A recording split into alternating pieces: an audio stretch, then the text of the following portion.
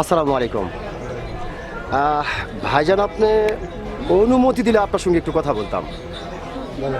অসংখ্য ধন্যবাদ ভাইজান আপনাকে কথা বলার সুযোগ করে দেওয়ার জন্য।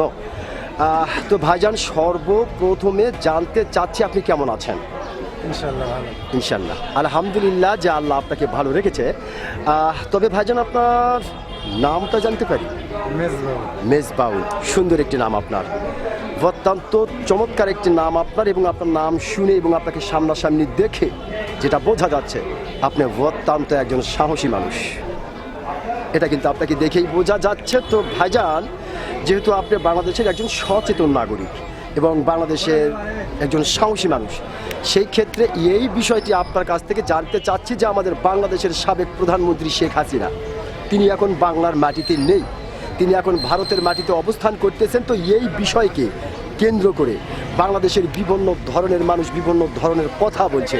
কেউ বলছে শেখ হাসিনা কখনো কোনো দিন বাংলার মাটিতে আর পা রাখতে পারবে না, আবার কেউ বলছে না, শেখ হাসিনা আসবে অচিরেই বাংলার মাটিতে বীরের বেশে। আবার কেউ বলছে হতেও পারে, তবে তার জন্য একটু সময় লাগতে পারে। আপনি একজন বাংলাদেশের সচেতন নাগরিক এবং বাংলাদেশের অত্যন্ত সাহসী মানুষ হিসাবে আপনার কাছ থেকে জানতে চাই যে আপনি কোনটা মনে করেন? আমি যতটা মনে করি শেখ হাসিনা সামনেতে আসতে পারে এবং আসতে পারে, 100% আসতেই পারে। অসংখ্য ধন্যবাদ ভাইজান আপনাকে যে আপনি এই যে বললেন যে শেখ হাসিনা আসতেই পারে। তো সেক্ষেত্রে আসলে অবশ্যই তো কিছু একটা আপনার আইডিয়া দেখে বা শুনে বলতেছেন। তো আসলে সে আইডিয়াটা বা কি বুঝে আপনারা জানতে পারলেন যে আসলে আসতে পারে?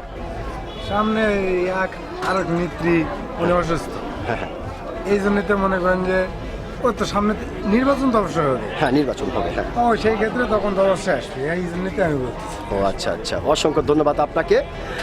তার মানে আপনি যে সত্যিকারের একজন সাহসী মানুষ, আপনি কিন্তু আপনার সাহসিকতার পরিচয় দিয়েছেন। আপনি বলেছেন আসতেই পারে। অসংখ্য ধন্যবাদ ভাইজান আপনাকে। আমি আশা করব আপনার এই গুরুত্বপূর্ণ কথাটি ও আপনার এই সাহসী কথাটি বাংলাদেশের অনেক মানুষের হৃদয়ে গেঁথে থাকবে। অসংখ্য ধন্যবাদ আপনাকে।